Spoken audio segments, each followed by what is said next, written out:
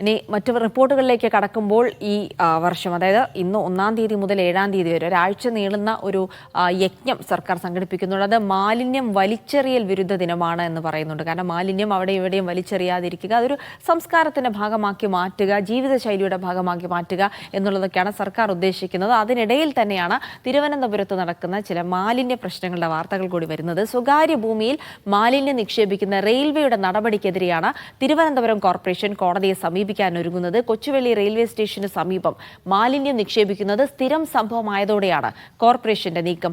കഴിഞ്ഞ മാസം റെയിൽവേക്ക് 5 തവണ നോട്ടീസ് നൽകിയെന്നാണ് കോർപ്പറേഷന്റെ വിശദീകരണം. മുഹമ്മദ് ആഷിഖ് ഉണ്ട് വിവരങ്ങൾ നൽകാനായി. ആഷിഖ്, എന്തായാലും റെയിൽവേക്കെതിരെ നീങ്ങാനാണ് കോർപ്പറേഷന്റെ തീരുമാനം. പലതവണ നോട്ടീസ് നൽകിയിട്ടും റെയിൽവേ സ്വകാര്യ ഭൂമിയിൽ മാലിന്യം നിക്ഷേപിക്കുന്നത് അവസാനിപ്പിക്കുന്നില്ല എന്നാണ് പറയുന്നത്. ഇതിൽ എന്തൊക്കെ തുടർ നടപടികൾ പ്രതീക്ഷിക്കണം ആഷിഖ്?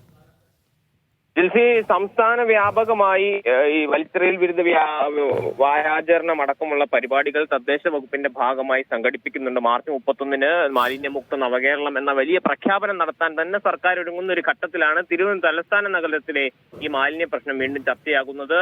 ഈ തലസ്ഥാന നഗരത്തിലെ മാലിന്യ പ്രശ്നത്തിൽ പല ഘട്ടങ്ങളിലും നഗരസഭ റെയിൽവേയെ കുറ്റപ്പെടുത്തുന്ന രീതിയിലുള്ള നിലപാടെടുത്തിരുന്നു. അതിൽ ഏറ്റവും പ്രധാനപ്പെട്ടത് കൊച്ചുവേളി റെയിൽവേ സ്റ്റേഷന് സമീപത്തുള്ള മാലിന്യ നിക്ഷേപമാണ്. പല ഘട്ടങ്ങളിൽ റെയിൽവേ അതിന് സമീപത്തുള്ള പ്രദേശങ്ങളിൽ മാലിന്യം നിക്ഷേപിക്കുന്നതായി സംഭവങ്ങൾ ഉണ്ടായിട്ടുണ്ടായിരുന്നു. ഇതിന്റെ ഭാഗമായി പ്രത്യേകിച്ച് ജോയിയുടെ മരണവുമായി ബന്ധപ്പെട്ടുള്ള സംഭവങ്ങളുടെ തുടർച്ചയിലാണ് ഈ കൊച്ചുവേളിക്ക് സമീപത്തുള്ള മാലിന്യ നിക്ഷേപം ശ്രദ്ധയിൽപ്പെടുന്നത്.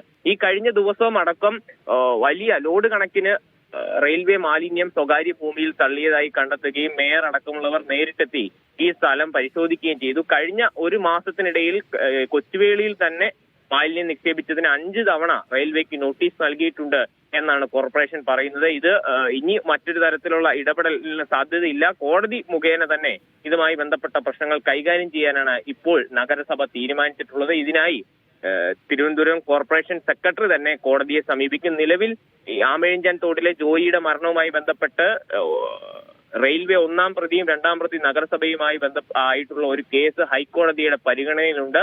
ഇപ്പോൾ വീണ്ടും കോർപ്പറേഷനും റെയിൽവേയും കോടതിയെ സമീപിക്കുന്ന ഒരു സാഹചര്യം ഉണ്ടായാൽ വീണ്ടും ഒരു നിയമപ്രശ്നത്തിലേക്ക് ഇതെല്ലാം കടക്കും എന്നുള്ളതാണ്. ഏതായാലും ഇത് ഇനി ഒരു വിട്ടുവീഴ്ചയ്ക്ക് തയ്യാറല്ല എന്ന നിലപാടാണ് കോർപ്പറേഷൻ സ്വീകരിക്കുന്നത്. നിരന്തരമായി ഇത്തരം സംഭവങ്ങൾ ആവർത്തിക്കുന്ന പശ്ചാത്തലത്തിൽ നിയമപരമായി തന്നെ ഈ നടപടി മുന്നോട്ട് കൊണ്ടുപോകാനാണ് ഇപ്പോൾ